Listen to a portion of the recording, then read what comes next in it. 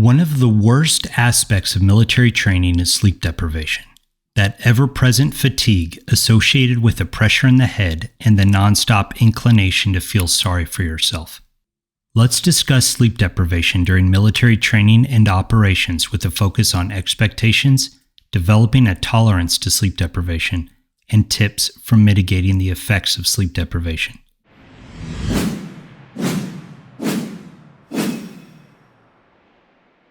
Last week, I made a video about the importance of sleep and how to get more of it. But in this video, we are going to discuss sleep deprivation during military training and missions. There are going to be times during your military training when you are going to get little or no sleep. I'm not talking about staying up all night for staff duty. This is once a month and you just have to suck it up and deal with it. Honestly, there's no difference physiologically between staff duty and hanging out with your friends all night. You will be tired the next few days, so try to get a couple hours of sleep before duty and then get plenty of sleep when you get back onto your normal schedule. What I'm talking about is prolonged and systematic sleep deprivation. Navy SEALs report that you get almost zero sleep during Hell Week. When I was younger, I thought that sounded impossible until we did 10 days of patrolling in Florida at Ranger School, and I don't remember ever sleeping more than an hour, and most of the time not at all. Fast forward a few years, and I'm driving all night to get to my destination during my first few days in Afghanistan. We reached an adjacent unit firebase, refit, got 1 hour of sleep, and then we hit the road long before sunrise. It wasn't painful or miserable, it was just what had to be done. Missions at night or staying up late at the operations center are never as painful as sleep deprivation during military training. I'm convinced that as far as sleep goes, sleep deprivation in training was much worse and more painful than sleep deprivation in war. There are several reasons for this. First, in war, there's a seriousness that puts all physical and mental discomfort in perspective. Secondly, in war, there's no quitting. You just do what you have to do. And at least at my level, you planned accordingly and you planned ahead. In training, you're at the mercy of cadre and the syllabus, even if it defies logic. In Ranger School, I remember the Ranger instructor trying to give me a bit of motivation just prior to kicking off our final mission. "Hey Ranger, you and the boys ready to go get some this mission?" "Absolutely not, Sergeant. Everyone in this platoon is exhausted, borderline famished, and for sure sleep deprived." He started to change the expression on his face. I could see him getting grumpy and felt a smoke session coming soon, so I elaborated. "If this was a real situation, Sergeant, I would refuse to go outside the wire with these functional retards. But since this is Ranger School, we are going to show some very aggressive and deliberate leadership to make sure that we're successful on the objective.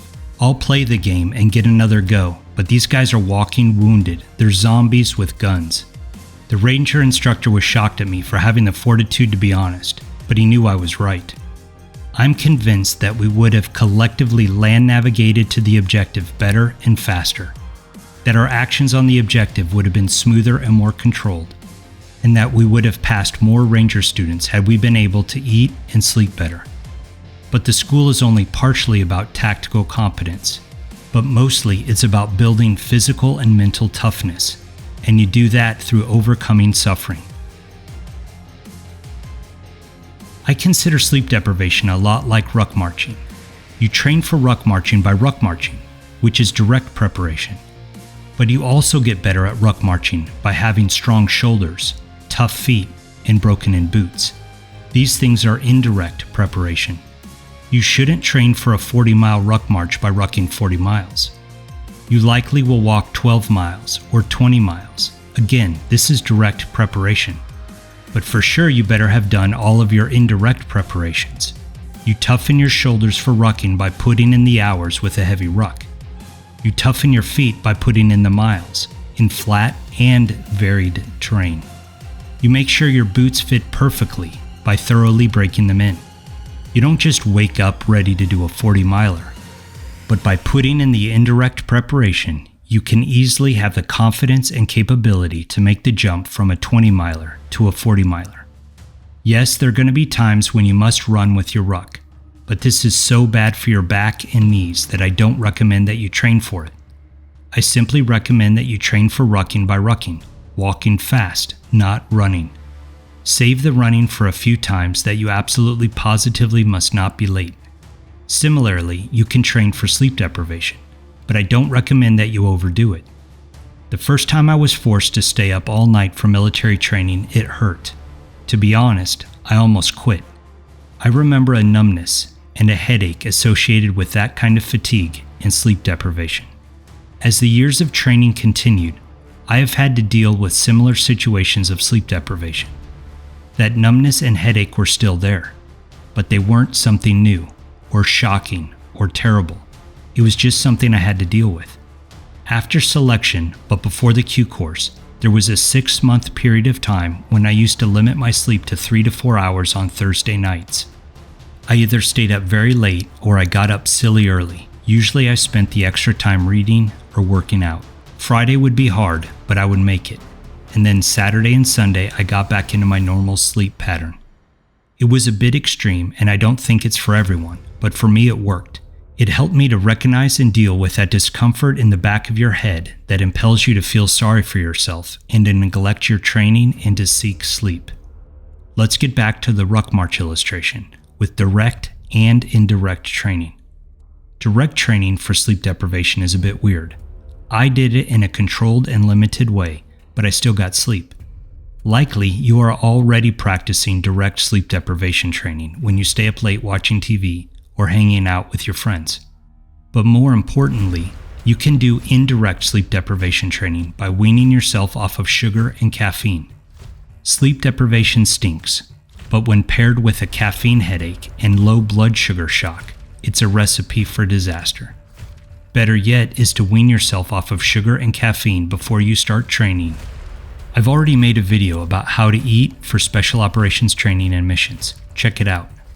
The next thing you can do is to train your body to sleep whenever and wherever you can. This serves 2 purposes. First, it prevents you from requiring perfect and soft and soundless conditions for sleep. Obviously, the man who needs a pillow-top bed, a silent room, and absolute darkness to sleep will never be successful in the military.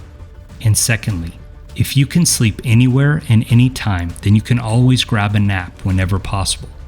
Despite being loud and windy, I've fallen asleep in a helicopter 50 times. You never know when you will sleep next, so get it when you can. It sounds a bit cliche, but knowing your purpose will always help you to endure hardship. If you have the right mindset and believe in what you're doing, you will be significantly more likely to endure whatever hardship is required to reach your objective. I'll never forget a decisive night during Special Forces selection. We were busy doing day, then night land navigation training, and I got back to the barracks about 4 in the morning. I fell asleep in seconds. A few minutes later, I was woken up and told to get ready for PT. It was 4:15. I got 15 minutes of sleep. My first thought was, wow, this sucks. I bet a lot of guys are going to quit today. And I was right. By 4:30, I was welcoming in the new day with a marathon session of log PT. Of course, I was miserable. But I knew my purpose for selection and chose to focus on the goal of serving in Special Forces, not the discomfort of the training. Let me finish off with a recap of general sleep recommendations from my previous video. First of all, avoid or minimize alcohol and caffeine. Minimize sleep deprivation by having a routine and schedule. This regularity anchors sleep. Sleep in a cold room. Get natural sleep. Try to sleep when dark and wake up when light. Minimize blue screen and electronic stimulation prior to bedtime. Use your bed for making love and sleeping only. Never watch TV from your bed. Teach your brain that your bed is a place for sleep. If you know a period of sleep deprivation is coming, then plan ahead and try to sleep just before the event and just after. Don't let the effects of sleep deprivation compound.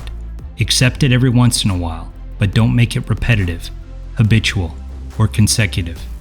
Don't let your ego cause you to think that you are tougher than you actually are. Everyone needs sleep.